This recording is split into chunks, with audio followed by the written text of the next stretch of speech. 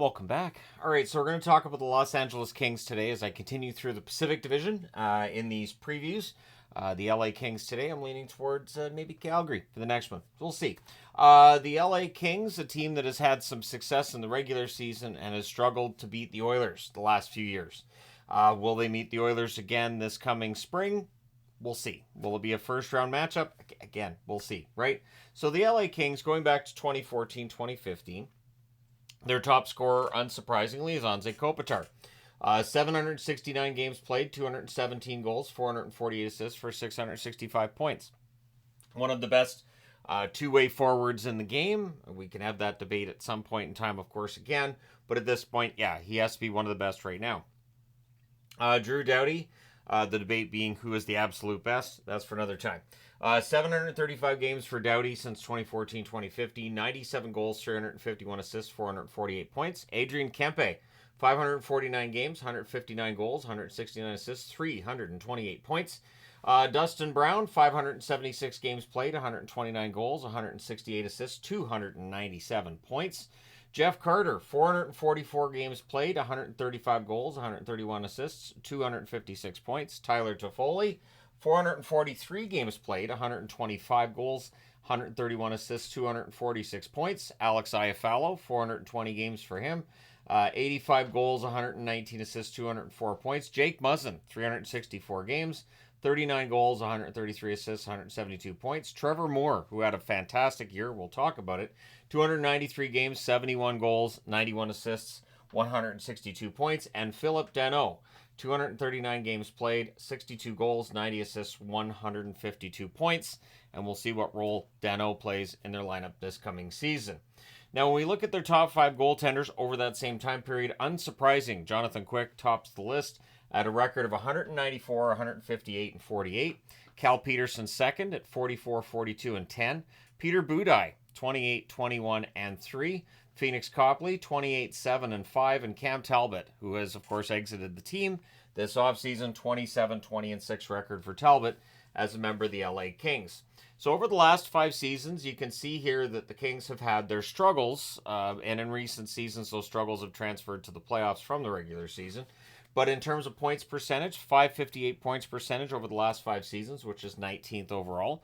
Goals scored per game, 2.91, which is 22nd. Goals against per game, 2.89, which is 9th.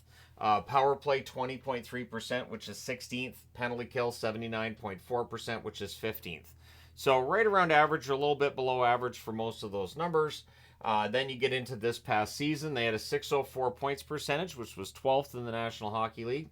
Their goals scored per game, 3.1, which was 16th this past season.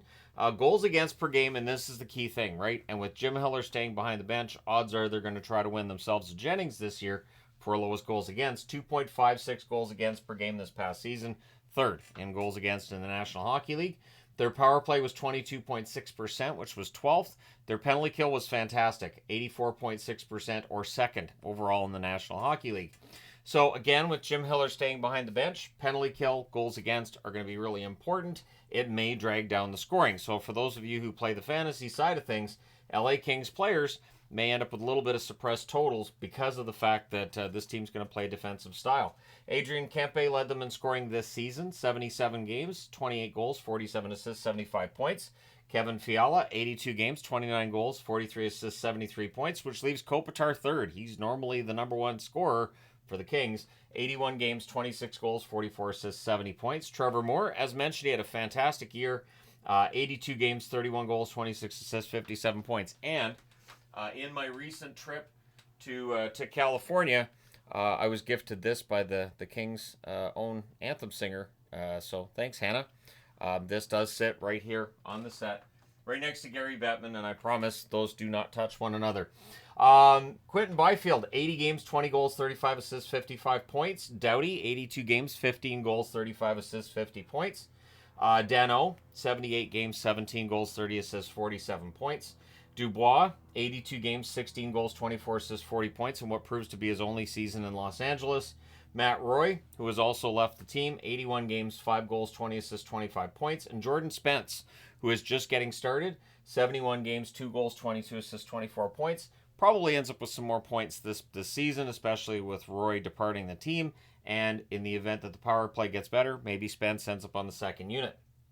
Their top two goaltenders this past season, Talbot went 27-20-6, his only year there, .913 save percentage. Very good during the regular season, some struggles in the playoffs. Riddick had arguably his best season in the National Hockey League, 13-6-3 record, .921 save percentage. Maybe they call on him a little bit more. Maybe not, though, because it may very well be that part of the reason he puts up the good numbers is he's not called on more than he was. And so we'll see.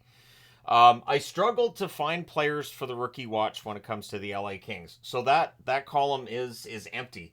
And so you guys can let me know who you think is a rookie that could fight their way into this lineup. But I don't really see anybody here. Brent Clark is the only one that I think is a prominent young player who could end up pushing himself into maybe some Calder consideration if he ends up really high up the lineup.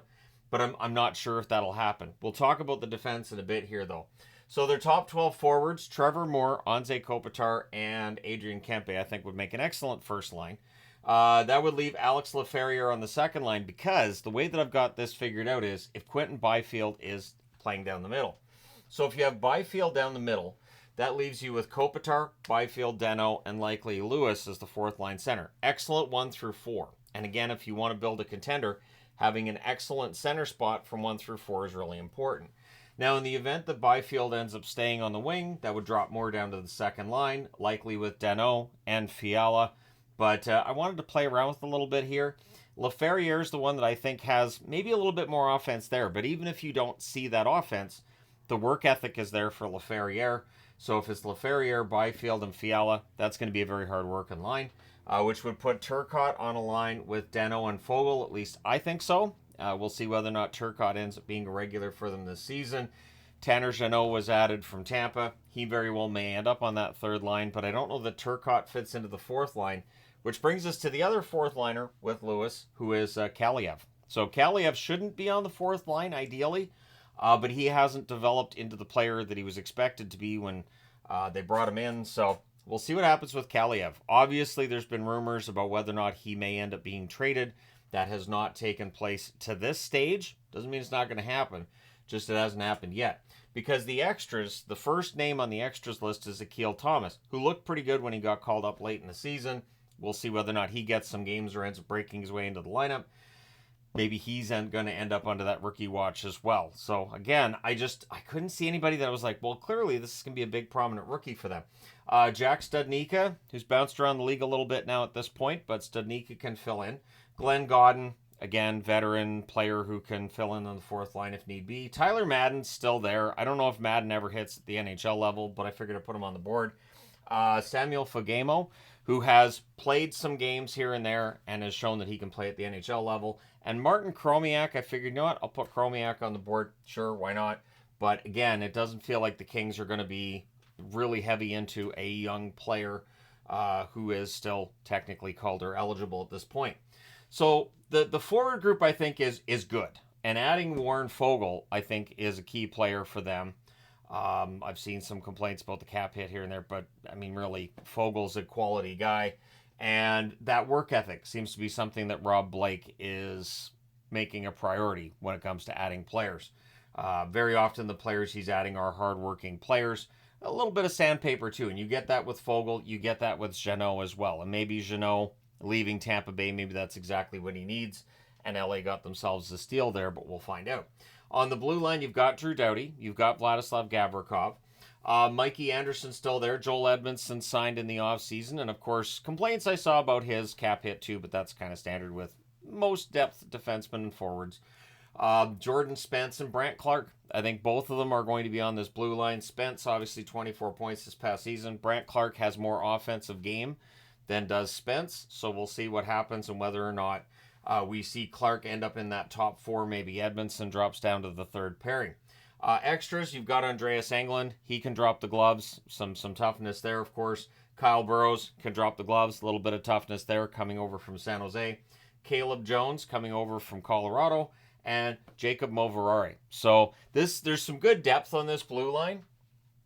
Enough depth that I think that before the season starts, they could maybe move a defenseman.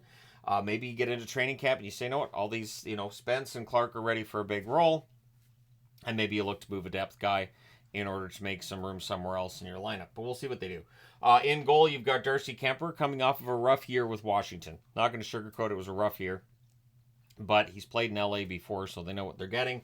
And David Riddick, who, again, maybe he ends up playing more games, especially if it's he and Kemper who are the battery behind this defense and this forward group for the Kings. But that is a question mark if you're the LA Kings. Question mark when it comes to the goaltending.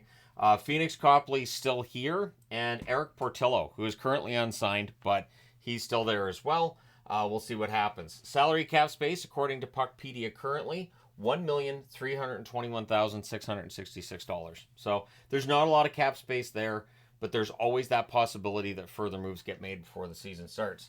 The schedule starts off kind of tough. 8 of 11 in October are on the road. November, 8 out of 14 are at home. And then December, they have a 7-game road trip in the month of December. Now, this past season, of course, LA was quite good on the road. They were excellent on the road. They struggled at home. That doesn't necessarily translate from one season to another, though. It just doesn't. So if LA can be those road warriors again, then maybe that 7-game road trip in December ends up setting them up nicely coming out of the Christmas break. But if they have their struggles on the road, that 7-game road trip in December could be a tough one. February, so this is, of course, where we get around that Four Nations Cup. They have 1 game away, then they have 3 at home.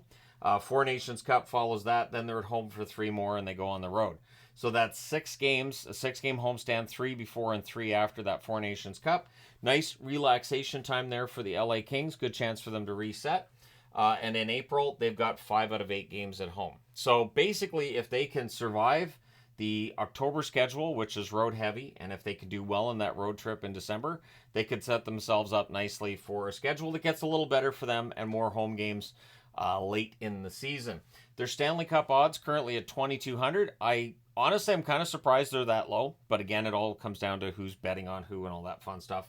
The channel vote doesn't see them as a first or second place team. 6% of the vote put them as first or second in the division. 64% see them as third or fourth, which would be right in line with where they were this past season. I will say this, I think Edmonton probably ends up being number 1 in the division, which could set up Vancouver and LA for a first round series. And those teams are acquainted with each other in the playoffs over their existence. It would be interesting to see how that would turn out. 26% of the channel vote put them as 5th or 6th, and 4% of the channel vote just doesn't like LA and voted them 7th or 8th. I can't see them necessarily missing the playoffs, but it's going to be tough. I think the Pacific Division, while people complain about how weak the Pacific Division is, the reality is every division has its share of teams that are maybe not as strong as others, but I do think that the West in general is strong enough that the Kings have to be careful. They look like a team that may have lost a little bit of ground in the offseason. You lose Roy, trading Dubois. We'll see. And again, Dubois, I understand it may be a net positive trading out Dubois, but just the fact that they had to trade a player that they had just traded for and invested a huge contract in. We'll see what happens with the players this season and how it goes. One wild card, again, if you're doing fantasy, may very well be Alex Turcotte. I still think the talent is there, and maybe it clicks at some point at the NHL level. But Byfield, if he can make it at that second line center spot, and if they get enough scoring from their wings, this team may score more goals than they did this past season. Though with Jim Heller's coaching style, that might be difficult too. But let me know your thoughts. I know that LA's management gets a lot of flack for some of the decisions they make. But let me know your thoughts in the comments section below. I still think this is a competitive team that's going to be in the mix for a playoff spot. But I don't know that I can argue that they're better right now than the team that got eliminated by the Oilers in the first round this past spring. Let me know your thoughts. Hit like and subscribe if you haven't done so already. Thank you guys so much for all your support as always. I will talk to you again soon.